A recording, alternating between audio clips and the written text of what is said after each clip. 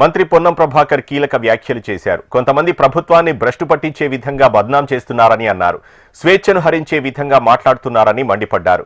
ప్రభుత్వంపై నిరాధారమైన ఆరోపణలు చేస్తూ రాజకీయ దురుద్దేశ కుట్ర చేస్తే సహించేది లేదన్నారు.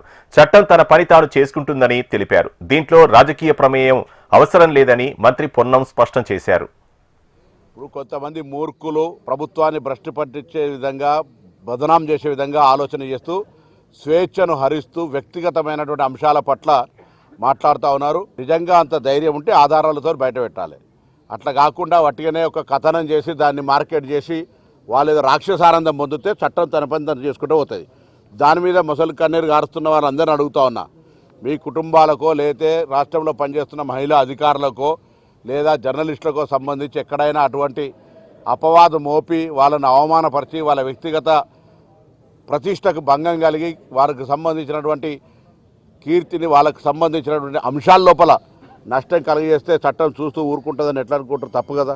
అందుకే ప్రభుత్వంలో ఇటువంటి నిరాధారమైన ఎటువంటి పస లేకుండా ఒక రాజకీయ దురుద్దేశంతో కుట్ర చేసి అందులో పత్రికలు లేదా సోషల్ మీడియా ఇటువంటివి చేస్తే ప్రభుత్వం తప్పకుండా గతంలోనే చెప్పడం జరిగింది. దాంట్లో రాజకీయ ప్రమేయం అవసరం లేదు.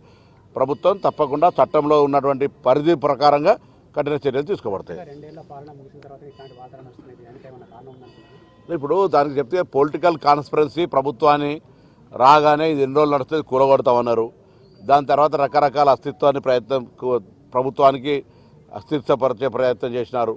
రకరకాల బదనాం చేసే ప్రయత్నం చేసినారు. ఆఖరికి మేము అధికారంలోకి రాకముందు జరిగిన కాళేశ్వరం సంఘటన కూడా మేమే బాంబు పెట్టి పేల్చినామనే అసహనంలో ఉన్నారు. ఎంత ఫ్రస్ట్రేషన్లో ఉన్నారంటే వాళ్ళు ఏం చేస్తారో తెలిసే పరిస్థితి లేదు కాబట్టి ఇటువంటి కథనాలు చేస్తున్నారు. అది వాళ్ళకి మంచిది కాదు.